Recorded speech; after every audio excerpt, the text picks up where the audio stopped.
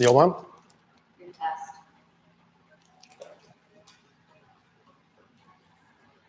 What's up, guys? Welcome back to Rapid Fire Golf with me. Mondays, 5 o'clock, episode 19. Excuse my eating a little protein bar. For those of you that are here normally, when you guys pop in, ask questions. And as soon as they come in, I'll start rapid fire answering. For those of you that this may be your first time, rapid fire golf, just like it sounds. So if you have any questions, anything you want to talk about, post them up. I'll answer them. We'll have a conversation, hang out for an hour, and we will rock and roll. So as soon as you guys want to talk about anything, post them out, and then we'll go on my hip. See if I can feel that same thing, Mary.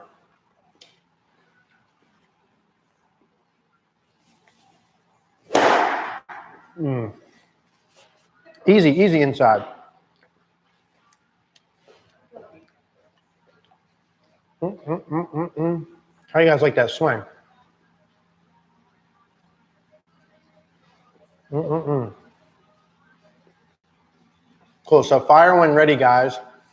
Whatever you want to chat about, and then we will we'll go. You like that swing, Russ?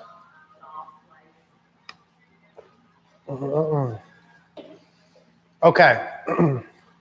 What's that mean? 1.5. I mean, you guys are slow today, man. Minute and a half in. Shoot. Paul, what's your technique to hit a fade if you are a draw player?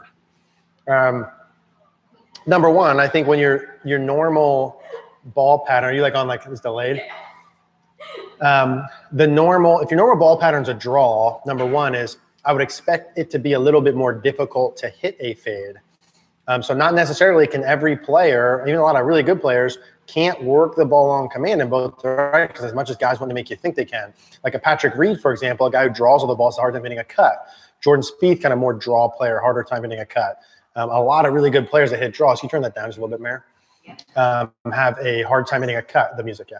And so I think it's normal to not be able to do both of them. Now, what you need to do to be able to adjust from draw to fade would be a couple of different things you would look at. So you would look at, okay, there we go, thank you.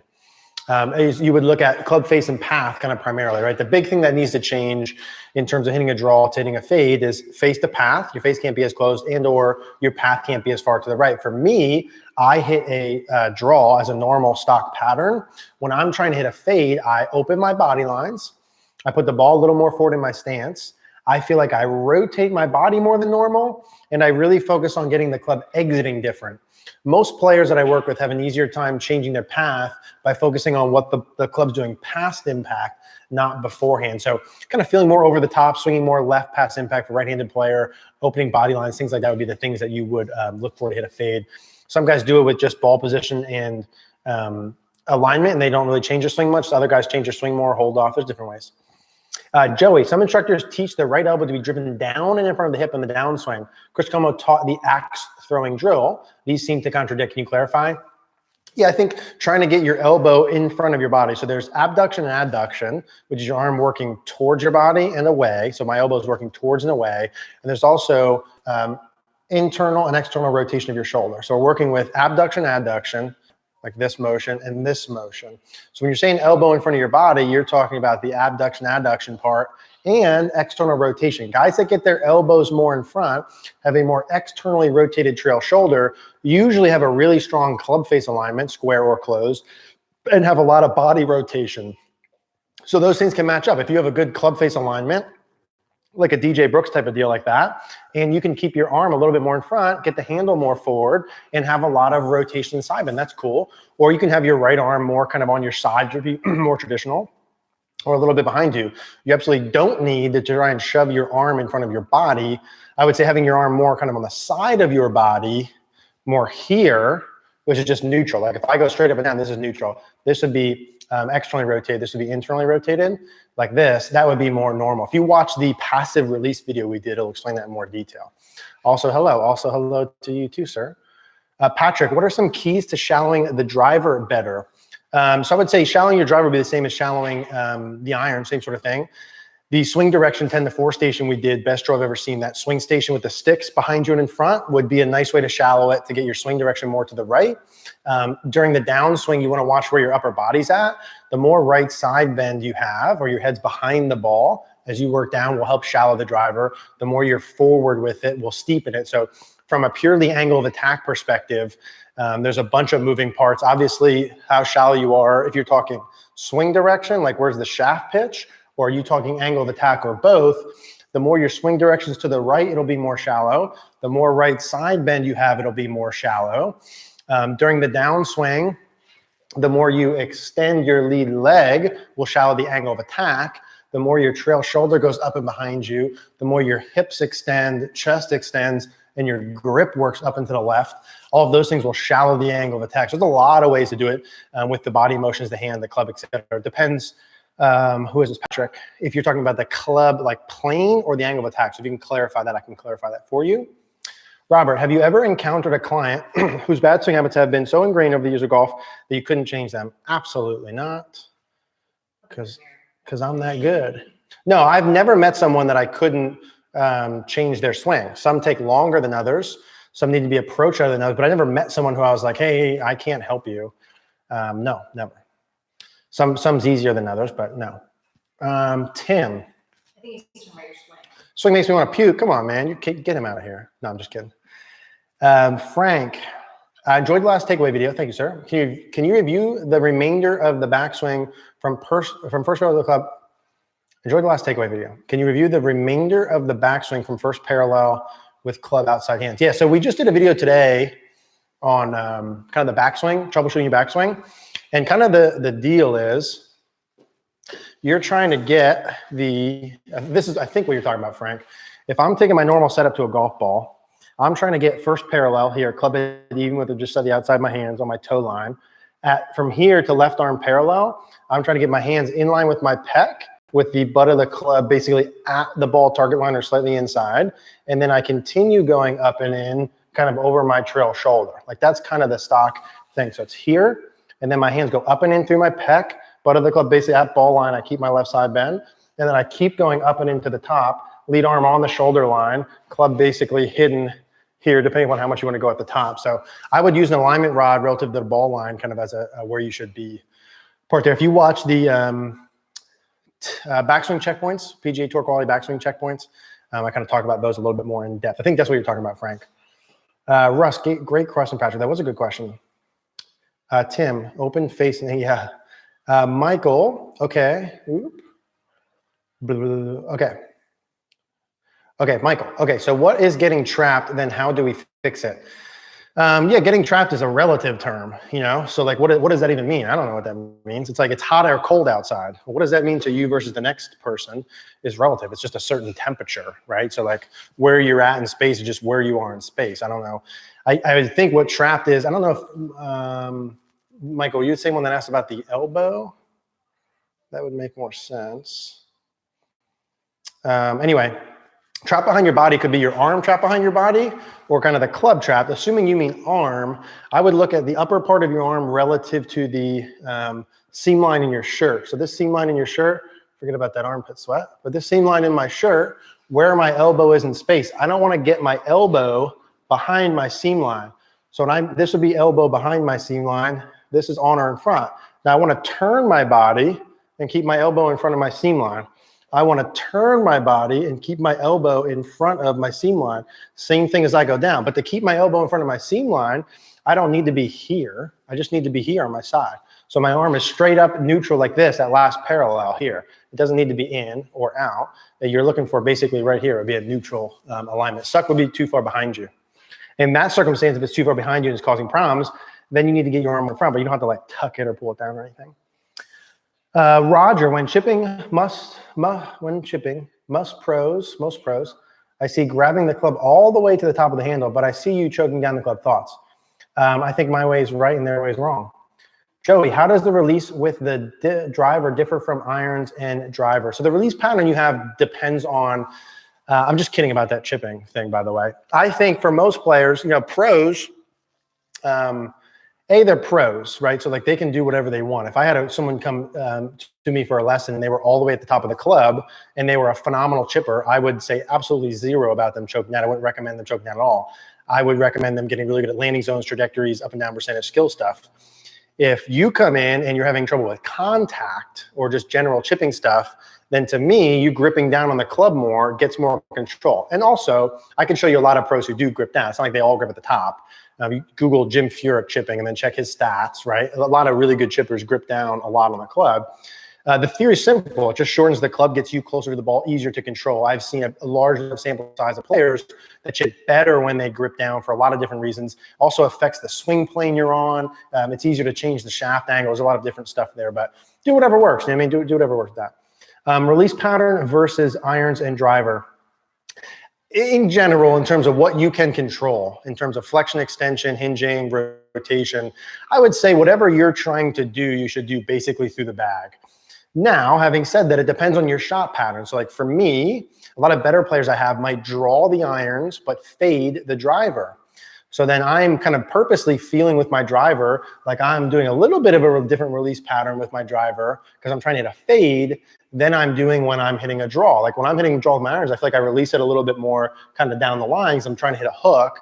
With my driver, I'm trying to kind of kind of flick it more left past impact because I'm trying to have the face open. So it depends on what ball pattern you want. But I'd say across the board for most people, unless you're shooting par or better or around par and you're working different ball flights, you should just be trying to have one ball flight pattern through the bag and kind of one release pattern. And the things that should adjust with the driver should be done through setup mostly.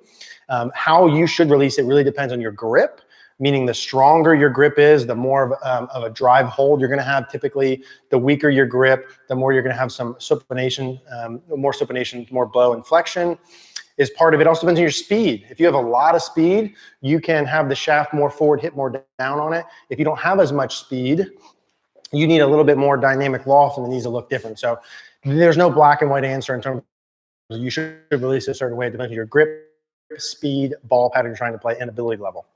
Larry, love your online instruction. Thank you, sir. Can you discuss the importance of left side back in the backswing, right side bend in my rotation and follow through? Yeah, so the importance of it is huge. I think if you search my name and side bends and rotation, you'll find more with that, Larry. And if you watch the rotation masterclass, I mean, in simple terms, the bending you're going to do, like when I make a backswing, you're going to left side bend, turn, and extend. So there's extension, there's rotation, and left side bend. In the follow through, there's the same thing. There's extension, rotation, and right side bend. Left side bend on the way back is what enables you to maintain your inclination to the ground, and right side bend on the way through, if you look at the top of my head, maintains inclination to the ground. If I lose right side bend or I lose left side bend, that's where my shoulder turn gets too flat, changes how my shoulder's gonna rotate, changes the plane of the club, changes how my pelvis kicks. I mean, it changes everything. So in short, I mean, I don't know, we could talk a whole hour about side bend. I mean, it is important. And you need it on both sides. I guess I'm going to kind of leave it there, unless you have more specific question on that. Having trouble hitting my hybrids, Terrence. Yeah, I would have to see you swing to be able to help that. There's no good reason why, in general, that someone struggles with their hybrids or a certain club. Obviously, I need to be able to see your swing to be able to do that. For those that don't know here, we do have CogornoGolf.com, which is our membership site where you can join in the Facebook group. You can post your swing so I can see that. So I'm going to say it about 10 times probably tonight that I need to see your swing. CogornoGolf.com is the best way to be able to do that. That's why we created it for that. If I could see your swing, I could tell you why you struggle with that really easily, but I'd have to see it. Joseph, you've been really helping my game. Thank you, sir. The lesson you gave the guy and recorded on rotation, just saying point your shirt buttons towards the target made it so simple. Love that. Yeah, in some of these things, I try and explain it kind of in depth as though I was watching it 10 years ago and like I didn't have answers to any of my questions. So I'm trying to kind of like explain it like that so you know. But at the end of the day, I want all that information to dumb down into a really, really simple feel, like shirt buttons to the target sooner. Something really simple you can take on the golf course. I think a thorough understanding with a simple thought when you play is the key there.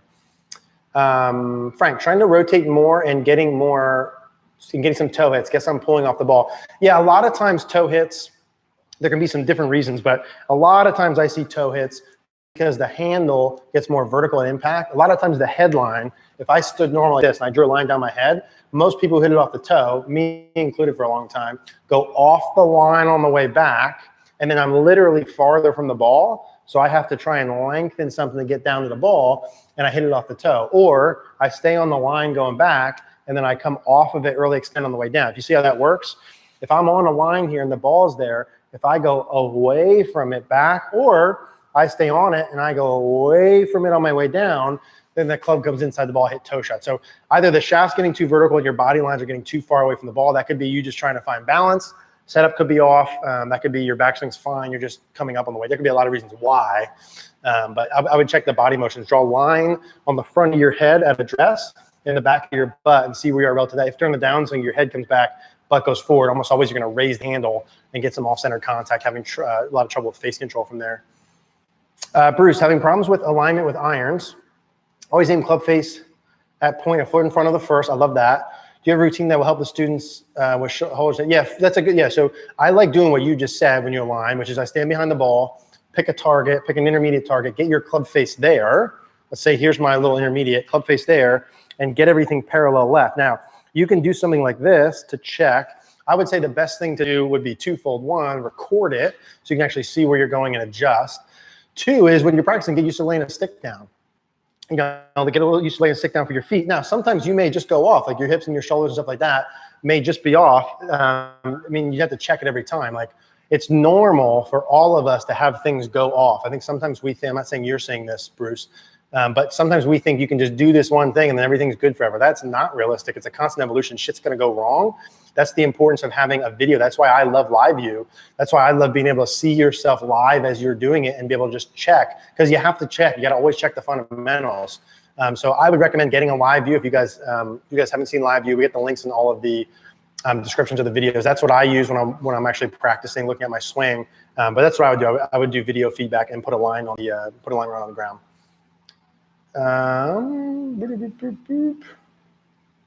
Hang on, I got lost there. I'm lost. Okay, how universally preferable is a bent trail arm at impact? It is universally preferable. If you have a bent right arm, that indicates a strong club face alignment and good body rotation / bends. The likelihood of you hitting good shots with a trail arm that's bent is significantly higher than more towards straight. Your chance of controlling the club face, dynamic loft, low point, contact, distance, proximity to the hole, yada, yada, yada, improve. Do you need it to play good golf? No, you do not. I don't need a Ferrari to get from my house to the golf course, but I'd like one. Robert, care to elaborate on left leg going lateral versus posting up on the down? So you mentioned that. Oh, yes, yeah. So Robert, I think you posted in the one video that we did about the external. And I said to say this here, so this is good. Care to elaborate on left leg going lateral versus posting up and down? So you mentioned that there is no right or wrong way, just a question. Yeah, so Robert, so there are different things to do, meaning how much should your left leg bend during the downswing? How long should it stay bent before you straighten it? How soon should you straighten it? How should you straighten it? When should you straighten it?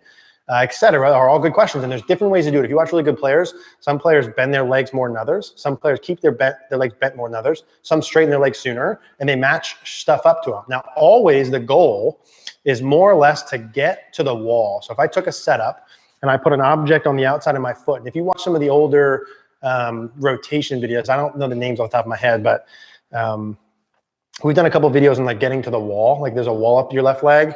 I don't remember the name, but if you kind of look, rotation, hip rotation, pivot, stuff like that, there should be an object on the outside part of your left foot. Now the end goal is in the follow through, you get to this wall and you get there with your belt buckle, okay? So you don't get there with your left hip, you get there with your belt buckle. Now if you get there with your belt buckle to this wall, that means there had to be some rotation, but there wasn't pure rotation. If I just pure rotate, watch this, can you see that okay? Watch this, if I just pure rotate, I don't get to the wall. Now, if I just pure shift, I can get to the wall, but I can't get my belt buckle to the wall. If the goal is belt buckle to the wall, it's not pure shift, it's not pure turn, it's about both, okay? Now, that's part of it. Now, what I say that is like, if you net out there, we're probably okay. I don't want any more lateral than that. So that would be maybe 3 to 4 inches of here. Of course, listen, I've seen the graphs, I've seen the videos. Some guys shift more lateral, some don't. That you can shoot under par with a lot of shift or a little shift. We're talking like optimal. What's the best way to create speed, control low point, control the club face, et cetera, et cetera. Higher handicap players, I don't mind if there's more slide like that. Like I slid too much and shot 64 10 times. A lot of guys that slid play really good golf. It's not like you can't play that way. It's Honda or Ferrari again, right? Like you could Honda your way right through life. It's no big deal. But we'd rather Ferrari, right? So getting to the wall. Now, how much do you bend your legs? At address, we're looking for the legs needs to be bent roughly over the balls of the feet. So not a lot of bend, a little bit of bend. During the backswing, the left leg increases bend, the right leg loses bend. In transition, I want them both to reflex initially. The right leg obviously reflexes more than the left. As it's reflexing, the left leg ideally is going external. Both of your legs, your feet are more or less gripping the ground. You're pushing away from you. So your right foot is pushing clockwise, your left foot's pushing counterclockwise. That's what creates the external rotation. So again, in reality, the footwork with the ground, pushing into the ground, gripping the ground is what creates the external rotation. It's not really as much of you pushing it out. I just do that for a drill for effect so you can feel it. But it's really the feet are out of the ground here. The left leg's reflex. And then people do it differently. Some guys post up on the left leg right away and their hip gets higher. And because their hip gets higher, they have to add in more right side bend as they turn. So most guys who come down, who's straighten their left leg, their left hip gets higher, which means they're farther from the ground. They have to add more forward flex and right side bend. And that matches up okay. Guys who don't straighten the left leg as soon or keep the left leg as bent, if my leg is bent longer, my left hip is lower, I'm lower to the ground. So I don't need the side bend as much to get down. I can go a little bit more level on my way through. There's different variations of those patterns in terms of matching them up. Should you straighten your left leg right away or keep it more bent? Really depends. Watch good players and guys that you like. Some, like a Boris Koepka, might straighten his leg a little sooner and then he side bends more. And that's fine. And then some guys don't keep their left leg more bent, right? Or Dustin Johnson bends it, straightens it, rebends it in their follow through. So there's different ways to match that thing up. I would say the more you straighten your left leg sooner, the more your left side of your hip's going to go up. You're going to offset that with right side bend. You have to make sure you turn your chest enough is the one piece I'd say with that. And you have to keep in mind though too, like the downswing happens so fast, like that sometimes you feeling like from the top, like it might be a good idea for you to feel like you straighten it right away. And in the process of bending it, or in the process of straightening, you're gonna bend it. The reality is the only reason you wanna bend your legs and grip the ground is so you can straighten it later. Like you still have to straighten your leg to get the benefit of it. You can't just, you don't just, maybe that's not clear to everyone. You don't just bend down forever and don't get anything out of that. That's like you're doing a squat or jump motion. When you're doing a jump motion, you bend down so that what? So that you can jump, right? You don't bend down just to bend down. There's no benefit of bending down. The bending down is presetting the jumping up. The bending of the legs from here is just doing that so that I can use the straightening. The power, the speed, the force comes from the straightening as I rotate. It comes from the squeezing the legs together. The only reason we grip the ground, get them external if you can, you don't have to, you can go in here, is that you get the benefit of the effect of that. Squeezing the legs together, straightening the left leg, kicking the pelvis forward. That's really where all the power comes from. The handle goes up, the speed, et cetera, et cetera. So that was not rapid fire, but hopefully that answers that question. That's why I want to do that here though, Robert, not answer it in the YouTube questions, because like that could be like a chapter, you know what I mean? So, okay, anyway, moving on. It's a good question. We should maybe do a video on that. Mary wrote it down. What are the thoughts on distance difference going from 45.5 shaft to length of 44.5? I think 45.5 is way too long for a lot of people. What is my current driver? Do you remember? I don't remember. I want to say my current driver is 44. I have to double check and measure it. I played a 43.5 driver for a long time. I think a lot of people play too long of driver. The benefit you get from that extra length, you miss the center of the face too often. You don't control the ball flight enough. You don't get the benefit of the distance there. You'd be better off with a shorter driver, more controlled, hit more fairway, learn how to hit the center of the face, learn how to optimize speed, learn how to optimize angle of attack, hit it farther with a shorter driver, straighter and farther compared to the long driver. So I would, one, I'd get fit, right, to make sure you actually get the right stuff, which is what I did. And then number two, I'd say shorter is probably better than longer for most everyone. Coffee break. Dale. Eric, love your videos. I've been skying my driver a lot of late. Any thoughts on how to stop this? Cheers. Yeah, so again, kind of hard without me seeing, but I'd say in general, fake coffee break, skying a driver would generally come from the ball position being too far back, It could happen from it being forward, but I see a lot of people sky the driver too far back in your stance, so make sure the ball position's where it should be, which with your driver would be kind of like inside left ankle here, or kind of off the lead armpit would be kind of stock. From there would be number one. And usually always when you're skying it, you're too steep. So your downswing usually is too steep. Now again, this is a general statement. I have to see your swing. Generally, you're too steep into the ball, and so you would want to shallow it out. How you do that, if you search any of the shallow your downswing videos, make your angle of attack more up. There's a lot of different ways to do that. I would make sure you don't go too far forward with your upper body. I'd say it's probably the main cause of it. So hitting, skying the things normally because you're too steep with your angle of attack. A lot of times you're too steep, most people, because their upper body goes too far forward. We shot a video on how to fix that today, but you're gonna have to wait a little bit. Maybe next week. Yes. Maybe like next week that'll come out in terms of how to stay behind the ball. Or check out CogornoGolf.com, pay the $39, join the Facebook group, post your swing, and then I'll tell you specifically. That's what I would do. Or wait till next week and hope and guess. Patrick. Oh, okay. I was referring to angle of attack in terms of shallowing. Yeah, so I would say kind of the same things in terms of shallowing the angle of attack would be what I said. Right lateral bend, having the head back, so right side bend would be a big part that would make the angle of attack go up the driver. If you watch good guys with the driver, their head's on the line, they're behind the line, and then they're actually moved back of the line as they turn. So the body extension, the right side bend would be the two P's I look for angle of attack. Right side bend earlier during the downswing, right shoulder, right hip getting closer as you're turning will be one to hit more up, and then body extension in the follow through, belt buckle more up, chest more up, hands more up on the way through would be the pieces I'd look at first. But there's other ways to do that. Arthur, warm greetings from Norway. Greetings from Bethlehem, PA, my friend. Thanks for being here. Tom, Justin Thomas right foot at impact versus Tiger Woods, pros and cons. Yeah, some guys go up with their foot. Some guys keep their foot down. As per everything else, there's a lot of variables involved with that. If you notice, Justin Thomas's backswing is where? His left arm is very much vertical. Tiger Woods and guys that keep their foot on the ground usually are more where? On their shoulder plane, deeper. Justin Thomas is up here. Now, why does that make sense? Well, the more vertical your left arm is at the top, generally speaking, the more your foot's going to come up as a shallowing motion. If my left arm is very high, if my foot comes up here like this, my knee kicks in, my pelvis kicks in, it throws me more into extension if I don't do anything else. What does it do? It helps me make my arm from here back down and on plane. If I have my arms and hands deep and I do that same thing, I'm way under. So if I'm deeper at the top here, it's easier for me to keep my foot down, get my arms back in front as I'm turning. If I'm more vertical, a lot of guys will let the foot come up as they rotate. It's basically has a lot to do with where the lead arm is at the top. It's a way to bring the arm down and shallow from a pretty vertical position. So that's not universal across the board of how guys do it. Again, it's tougher when you watch guys on tour because they can make up for stuff. That's part of why they're on tour. Someone commented on one video, they're on tour because they practice 8 hours a day, 7 days a week. That's absolutely not true. Everyone here could practice 8 hours a day, 7 days a week, me included, and we ain't on the tour. It ain't just about the time. Part of it's because they can make shit work like that, okay? That's part of why they're on tour. So I would say if you check that, Tom, if you check the trail foot action, whether it stays down or comes up, watch where the lead arm and the hands are at the top and see if there's a correlation between how vertical the lead arm is and the body motion, because the foot motion is more of a reaction. Now, I could get Justin Thomas to keep his foot down and he'd figure out how to do it and he'd play good too. You just have to match some of the stuff up.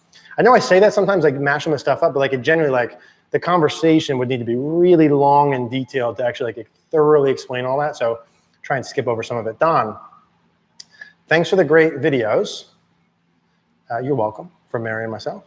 No question that hasn't been asked, just wanted to tune in. Thank you for being here, my friend. Harvey, have you had success personally or with students by focusing on pushing the left foot away 45 degrees from target line for early extension cure? Have been focusing on hips, but ground pressure seems better for fix. So Harvey, just confirm me, are you saying pushing the left foot 45 degrees away from target for like at address or in swing? Because I've definitely had people who flare their foot out as a fix because it allows them to rotate better. And I've also had people actually try and have the foot move in swing. I've done a couple different things. I've done a lot of different drills, but from here like this, have the front foot flared more at address to help rotation. I've had people here that allow it to open. So like literally I'm squishing a bug with my heel and allowing my hips to open to cure early extension. So I go here, back up to the top, allow it to turn as I go helps. I've even had some people who I back the foot out. So I'd be here like this, make a backswing, pull the foot back, and swing down. And to get to the ball, you got to be more down here like this. So I've done different variations of that. Yep. I don't want to say I've done every drill because I haven't, because I still see stuff people do where I'm like, oh, that's good. But most of them I've tried. Carol, get more height on irons. Yeah, so how do you get more height on irons? Depends on a couple different things. You're looking for speed. The more speed, the ball goes higher. Less speed, ball goes lower. Dynamic loft. More loft you have, the more loft you have, the more it goes up. Less loft goes low. More loft goes high. So more speed goes high. More dynamic loft goes high. And then angle of attack would be the third one you're looking at. The more down you hit on a ball, the lower it launches. The more level you hit or up you hit, the higher it launches, if you hit the middle of the face. So shallow angle of attack, long flat spot would make it go high. More dynamic loft would go high. More speed would go high. And then it depends on where you hit in the face. If you hit low on the face, the ball's going to go low. Middle will go normal. High is going to be a little balloony. But yeah. Hey, Dave. What are your thoughts on being across the line without too much hinge? I think that's fine. GG promotes across the line with main benefit being speed. Yep. What are the typical correlating faults and downside? So I'm perfectly fine with down the line. Here, I'm good with across the line, and I'm good with more laid off. It just depends on what you want to do. I do think there's more speed from being across the line. I've seen that. I think the thing is, from there, you have to pivot really well to get the club. Let me rephrase that. You have to have a good pivot to get the club back on plane. Meaning, if you go across the line and your pivot's not good, if you pull the hands down, if you have anything off from there, it's really easy to get steep in transition. If you get the club more here or even more here, and you pull the shaft, and you slide too much, and you do something wrong, you can still play really good golf. So for me, getting the club more here is a safe fail for most players. Now, you can get it more here and have width and keep width and don't pull and don't slide and rotate really well and create a lot of speed, and that's cool. That's excellent. But you can also, from here like this, get the club more here, okay, like this. And even if you do pull, even if you do slide, even if you're not perfect on the way down, it's easier to make up for stuff from that position. So for most normal golfers, okay, not on tour, I think and even guys on tour, I mean, look at who's down the line, across the line, and laid off. And I think you can just get away with more stuff from there. So that's more of what I'd recommend, I'd say, typically. If someone's across the line at the top and they're good in transition, I won't change it. I'll only change it if I see problems with it. If you're down the line here and you're overhinged and narrow, you're going to almost always be steep. If you're down the line and just narrow, you're almost always going to be steep. If you're down the line and got any kind of jacked up slide, any kind of pull, any kind of whatever, you're almost always going to be steep. So that's why. Yep. Any strokes gained app or tool you can recommend? I have not used enough to be able to say that. I know I used a little bit of when Mark Brody first came out with Every Shot Counts and they were developing app. I used a little bit of that. I'd used Hole 19, obviously, for some stats tracking. I've used some other different apps, but I haven't used them long enough for me to like, hey, this is what you should use. If I'm being honest, I really don't know. Kyle, yes, you can. Robert, thank you for your response. Love your combination of geometry, feels, and common sense in your tips and drills. They're easy to understand and have been helpful. Beautiful. Thank you, Robert. Michael, thoughts on if it is more important to fix address club face issues versus fix path address? Thoughts on if it is more important to fix address club face issues versus fix address path issues? Oh, fix/address. Gotcha. Club face versus path. Which should take priority? Good question. For someone who hits a slice, who curves the ball to the right, always I fix face first. Reason being, if they don't fix the face, you got a guy who hits a slice or curves it to the right and your face is open. And you swing across the ball to make that work. If you don't fix that face first and you just fix the path and swing them out to the right, they're going to hit it a country mile to the right. So for someone who slices or has an open face, universally, like literally every single time, I would fix the face first, let them be over the top, and hit it to the left on purpose.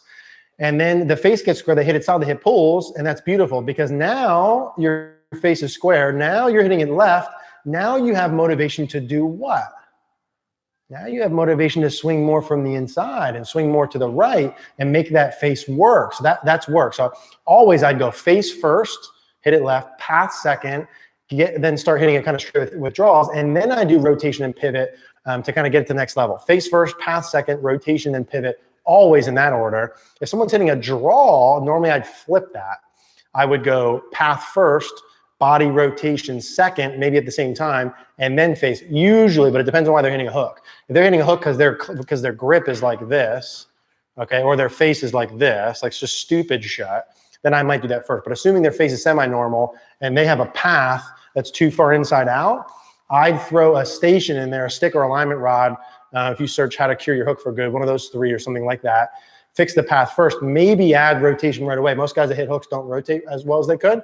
So I would do path first, then body rotation, then face for the draw person. Face, path, body rotation for the slicer, path, body rotation, face, usually for the draw person. That's a good question.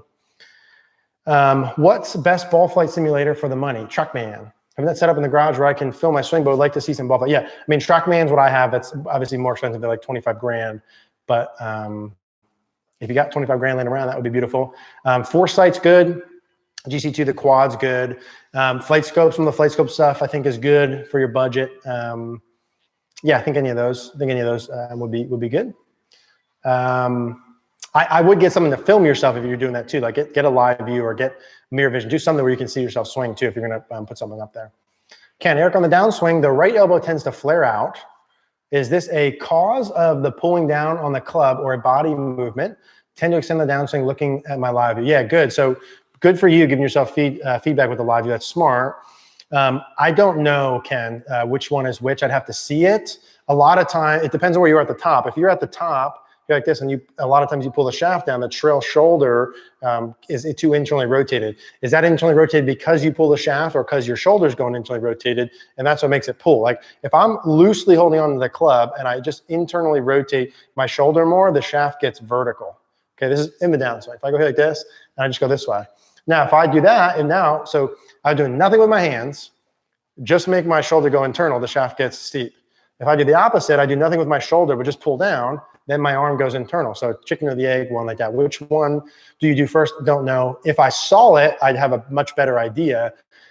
And I could be able to tell you kind of which one, what to do, et cetera. I think either way, you need to fix that. The question is how. I would say here, it depends on where your elbow is at the top. Potentially something like a tour strike or smart ball between your arms.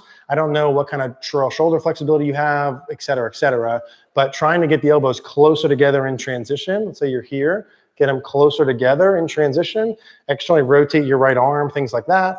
Put a tour striker ball between your elbows, something along those lines. Definitely want to keep your elbow in front of your seam line. So I would address that in some way, shape, or form. It might be like that because it's something you do going back. I don't know, I'd have to see for sure. Again, if I can see your swing, check out cogornogolf.com if you can't figure it out, and I shall help. Dave, are there any mental game videos on the site or plan for the future? We did a couple of course management videos on the site. We'll probably redo some stuff and publish some new stuff into next year. But Dave, if you post on the Facebook group, I will answer your questions personally and do a video for you on any mental stuff that you would like to know about. Jeff, struggling with hitting but the answer is yes, we will do some of that as we move forward. Jeff, struggling with hitting my preferred shot shape draw after playing 4 to 5 days in a row. Any tips besides taking a day off? It depends on why. It depends on why is the reality. So if you're struggling to hit the draw, maybe I'd go do a range session and get 50 balls and hook the shit out of all 50 of them. Like just dramatically overhook all of them so that you can find feels to be able to hit straight. One of the things I used to do when I used to play tournament golf is I used to hit hooks. I'd hook, hook, hook, hook, hook. So on the range, when I was overhooking it, sometimes literally before I'd go play or in practice, I'd get on the range and I'd slice like 50 balls in a row, like slice them as hard as I could. And then when I went out on the course, a middle, like a feel of a little bit of a slice gave me a baby draw instead of a huge draw. So like for you, if you're not hitting the draw, I might just go to the range and like hook the hell out of a bunch of them just so you can get that back and then you can find middle. But I'd have to see like why, I have to see your swing. Why are there so many videos on full swing mechanics when putting is like 40% of score? Yeah, so interestingly enough, Dave, if you look at, Dave, because I think you're into this stuff, if you search Every Shot Counts by Mark Brody and or look at any sort of statistical information, Rich Hunt, guys like that, full swing and ball striking is the most important skill and statistic for the level of golf you play by far. Now you got to keep in mind with putting. Let's say you go play and you shoot, let's say you shoot 80 when you go play, and you had 30, let's say you had 30 putts. Is that normal? Yeah, let's say 30 putts. I don't know. That's probably too low. Let's say you had 35 putts. Let's say you shot 90 and you had 35 putts, right? So you have 55 shots left over. You hit, what, 14 drivers. You hit probably 18 approach shots. You hit some chips, etc. So 35 putts you hit is the most of any shot you hit, but how many of those are tap-ins or short putts? Like if you're two putting, if you take away tap-ins or like automatic short putts, what does that number actually become? You know what I'm saying? Like probably half of that. Like you probably literally have close to it. If you're not making any putts outside of like 3 feet, then how many tap-ins do you have? 18. You with me? That are like 2 feet or less. So those don't really count. You got to take those out. Then that 35 becomes a lot less. Also, if you don't get yourself to the position where you're on the green and have the putt, it don't matter anyway. If you're putting for 6 instead of 3, you know what I'm saying? So if you actually look at the stats, the full swing is the most important part. The ability to hit the ball as well or farther is the differentiator between skill levels, not the short game, even though people preach it as much. That gets you in the conversation. Then if you have a good short game, it gets you into an even more elite level. That's why. And it's sexier. So Woo Kim. Eric, what's your take on the right leg straightening during the backswing? Perfectly okay with it. Most all good players that I've ever seen have straightened their right leg some amount. Now, it doesn't mean locked straight. I'm saying they lose flex. So if I take my normal setup, I'm looking for kind of the kneecaps to be bent over the balls of the feet where your shoelaces meet the edge of your foot. During the backswing, your trail leg should lose some flex to the top. So your hips will tilt, your right leg straightens some amount, your left will.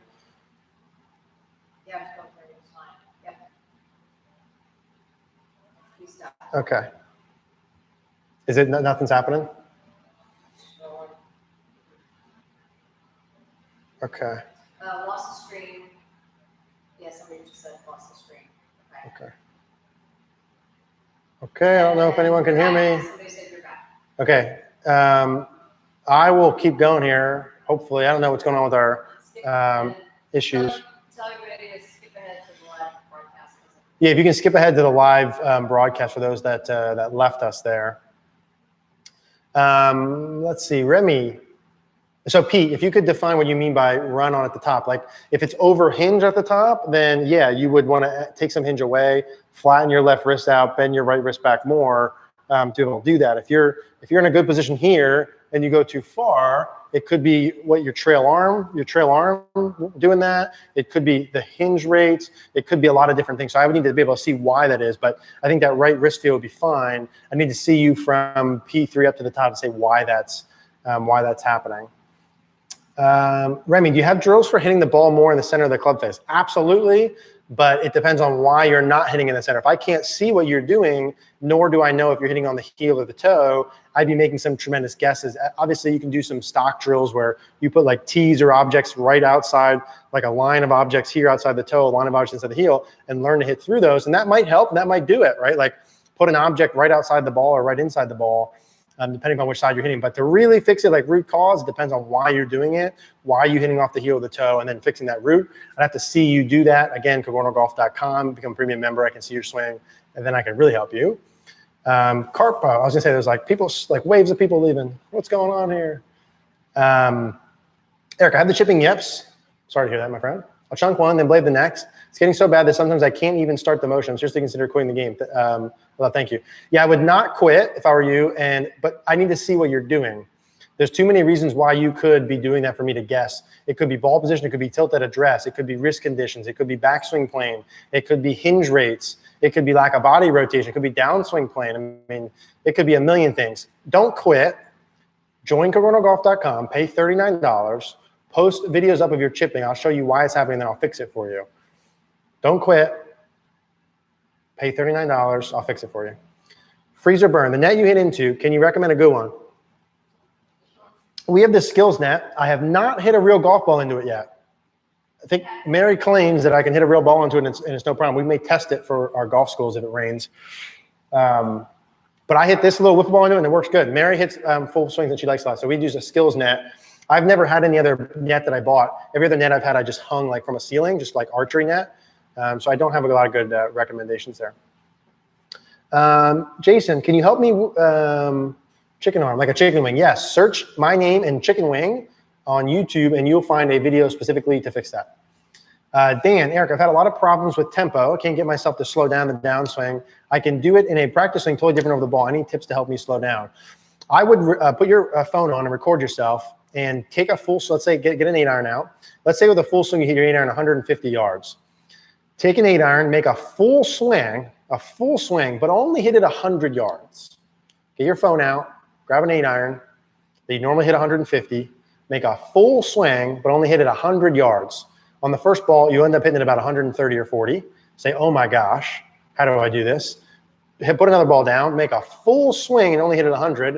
You probably hit it like 120. Keep working until you hit 100, then record it. Look at the one that actually went 100 yards. That tempo is probably much closer to what you need to feel compared to your normal. If you do that when you go play with like your normal, it's going to kick in. You'll probably be good. You can do counting, you can do breathing, things like that. But I would do it that way. Victor, tip for how to hit the ball clean on the course when ground is not flat, because we always practice on flat surface. That's a great question, and maybe we'll do some more videos on that. It really depends on the angle that you're on. If you're on a downhill lie, an uphill lie, a side hill lie, etc. One thing I'd say no matter the lie would be a good idea would be take a more club than you think, grip down, and make a shorter swing. So if I have like a downhill lie, up a ball above my feet, ball below my feet, whatever, I almost always will take, like let's say I'm 150 and I hit a 9-iron 150. I'll take an 8-iron, maybe even a 7-iron, especially if I'm unsure of the lie. I'll grip down quite a bit and make a swing where I'm only going like, hip high, hip. So if you did your iron system, whatever iron you go chest to chest should be 2 clubs less. Let's say my 9-iron goes 150. A shoulder to shoulder 9-iron for me should go 140. A chest to chest should go 130. So it's 20 yards off. So from 130 yards, if I had that weird lie, I'd take a 9-iron and grip down and just go chest to chest, right? And so I would do that. I'd take more club, aim at the middle of the greens. Don't go chasing pins. And then depending upon the specific lie, uphill, downhill, side hill, I'd make some other adjustments, but that'd be the #1 recommendation. Smooth swings, more club, middles of greens. Let us know if you'd like to limit to 1 question. No, you can let it rip, my man. Should your elbow on the backswing be more internal facing the ground or external for a more effective downswing? There is no right or wrong. There's really good players with both. If you search my name and internal versus external or backswing and things like that, right arm, left arm, you'll see a bunch of videos on this topic where I explain it in more detail, what they are, what makes sense, what you have to match up. Basically, you just have to match up what you do on the backswing coming down. If you go more internal this way, you have to make sure it goes more external in transition. That doesn't mean you have to purposely make it go more external. You can do that through pivot. You can do it through whatever. But if you're more external at the top, then you just stay in external in transition. There's different ways to do it. If you search, Larry, if you search my name and internal, external, backswing, yada, yada, yada, you'll see some videos on that. Harvey, in-swing. Yes, I've seen that drill, the left foot out in-swing. Peter, should I slam my left heel down to create that 60% pressure on my left foot during the follow-through? Will it help? Thank you kindly. Yeah, I like that. I mean, it depends. I like a pattern for sure where your left heel goes up on the way back, let the left knee kick in, big pelvis turn, big turn, and then get the left knee back down, get the knee and hip around as you rotate. I like the heel coming up and slamming back down. I think that's an excellent trigger. Should everyone do that? And is that going to guarantee better golf? Absolutely not. But as a stock thing, I think that's not a bad idea. Let's see. Much credit to you and also Mary for the videos. Thank you. You are very welcome from both of us. Hi, Eric. Hello, Robin. What's going on? Ben, best drill for flipping club, early release, slight chicken wing. If you flip early release and a chicken wing, that screams that your club face is too open. Like screams that your club face is too open. So Ben, what you need to do is figure out if that's true. I would bet a lot that your club face is too open. Why is it too open? Is your grip too weak? Or your wrist conditions jacked up? Is your form rotation off? Whatever. Fix your face first, then you can fix your chicken wing. I could fix that in like 2 seconds if I saw your swing. And you should be able to, if you fix your club face. Search my name and chicken wing, and search my name and how to use your arms and hands in the swing. Learn how to shut the club face down first. Hit it left on purpose, and then start kicking your path to the right and doing drills like with a hanger to get your handle forward. But close the club face first. Robin, a sway keeps finding its way into my golf game, but what's my best fix? Thanks as always. Robin, what I would do is search my name and sway. Search my name and sway, and you'll see different drills like that. If it's about the backswing, if it's a sway this way, your hip goes out. Basically, you have options during the backswing. Either you're going to sway or you're going to turn. The more you turn, you can't sway. The more you sway, you can't turn. So you want to replace that, feel like your trail hip turns more, maybe put an object there. We did a video with a bunch of drills, search my name and fix your sway, fix your slide, things like that, and that'll come up. Eric, when club reaches parallel in the downswing, is it parallel to target line or still coming from the inside? So let's say at the top I'm normal, here like this. At left arm parallel, I'd like to see the butt of the club on or just slightly outside of the ball target line. Like ideally, if we're going to shallow it, let's say we go here, we're boom, boom. Let's say we're here. At left arm parallel, it should be just outside of the ball target line. So it'd be shallower. And then we're here just inside my hands and then boom. So it should be just outside the ball target line. If that butt of the club's inside, more towards your toes in the ball, at left arm parallel, it'd be considered steep, which means you're gonna have to do something to shallow it late, which usually means raise the handle, chest farther from the ball, lack of right side bend, etc. Not good. Let's see, Dave. Rush to the course 15 minutes to tee time. What do you do to warm up if you can't get a full warm up? Yeah, so number one would be don't expect great results in the first tee. You're literally setting yourself up for failure. So let's not assume we're superhumans and can get on the tee and just play good in the first hole. I would assume the first 2 to 3 holes are just warm up holes then. I would do everything I can to get my body moving. I'd make swings. I wouldn't be thinking mechanics. I'd maybe hit a couple putts if possible. If not, I'd just be swinging or moving, like get my body moving, get some blood flowing. That would be the best thing to do, get your body physically loose first. And then don't assume you're superhuman on the first 3 holes. Like pros that play really good tournaments we see, by the time they step on the first hole, they've been warming up for an hour or so, and they're playing and practicing that course multiple times that week. So like, let's not get crazy with that. Ray, high with driver, path 1 to 2 degrees in to out, but with irons goes up to 11 degrees in out. Any thoughts on the why? If your iron's that far to the right and your driver's not, that sounds mostly like angle of attack, meaning with your driver, if you hit up a lot on your driver, assuming a 4 to 5 degree horizontal swing plane, it kind of nets itself out. Meaning, let's say you hit your driver, your swing direction's 10 to the right, but you hit 10 up. That would be 0 path. If you go 10 to the right, but 10 up, it'd be 0. Now with your irons, if you go 10 to the right and like, since you're so far right, your angle of attack's super shallow, you probably never take divots. You probably pick the ball a lot and hit it thin quite often. Your path would then be 11 to the right. So it sounds like your swing direction is like 10 to the right. You hit up on your driver a lot, but hit very little down your irons. That's why I would sound. Yeah, Eric loves to practice his putting, Mr. Campbell. Yeah. Twice a year when you're home. Richard, at top of backswing, is there left side bend as well as back extension? Yes and yes. There is left side bend, left shoulder closer to left hip at the top, and there's back extension, mainly from like, not all the way this way, from like thoracic to the top, there'll be extension. So if you kind of stood here, keep your belt buckle where it is, but make your chest go up towards the sky. That's thoracic, so the extension's happening here. It's there with left side bend with turn, absolutely. Wall Stream, call Comcast and get that Wi-Fi going. What's up? Back. Sorry about that. Yeah, we're working on it.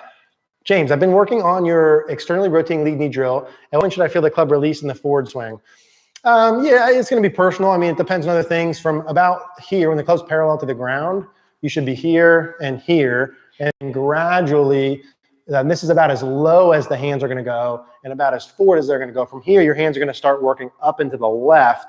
As your hands start working up into the left, naturally the club's going to work down into the right. So when the club's parallel to the ground, that's the lowest point. It's going to reach about in line with your right thigh. From there, your hands work up and left as your body extends. And as your body extends, you work up and left. Naturally, your club and hands are going to release from there. So that'd be kind of a normal stock way to look at it. Can you go over the right leg straightening again? Seems to cut out. So basically the right leg thing, if you lost some of it, is the right leg straightens more when you go back so that you can turn your pelvis more, so you can turn your body more.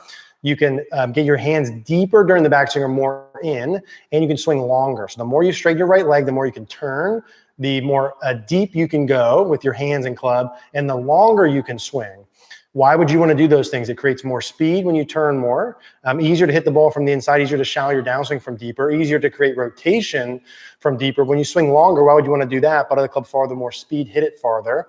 If you keep your right knee bent, you can't turn as much. You typically can't get as deep or as long, you got to go more vertical. So yeah, right knee increasing bend. I think I said Keegan Bradley is like the only guy I've ever seen measured that increases flex. Most all people lose flex some amount, not locked all the way straight. Dave, you get a lesson from any coach in the history of time, who would it be? Yeah, I don't know. I think I wouldn't mind getting a lesson from Butch Harmon, just from the like story perspective of the people that he's hung out with in their prime. I mean, think about like Butch Harmon, who he's coached, and I don't think I would get from Butch Harmon like any technical information that I wouldn't like, not the whatever. Like I don't know that he would tell me anything where I'd be like, oh my God, I've never heard that before, or like I think I'd know what he'd tell me. But I think what would be cool is like the presence of it, the story of it, who he's been around.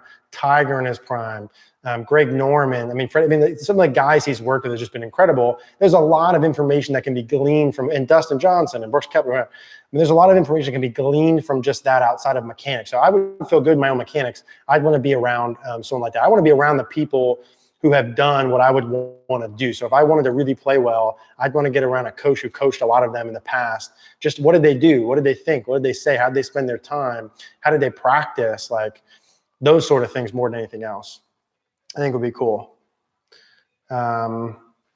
Eric, do you find that clubs too upright can cause toe shots and vice versa? Absolutely. Clubs too upright or too flat can definitely change where you're hitting on the face, the launch angle, the curves, et cetera. I would 100% get their clubs fit from someone who's good at that. Absolutely. You can work your way around it. I mean, I played really good golf for a while with clubs that were 2 degrees flat. I never knew it. They were just flat, and they were flattening and changing over time, and you can kind of manage your way around it. So I don't think it's like, hey, either get this fixed or you're effed. But I think it would make it easier for sure.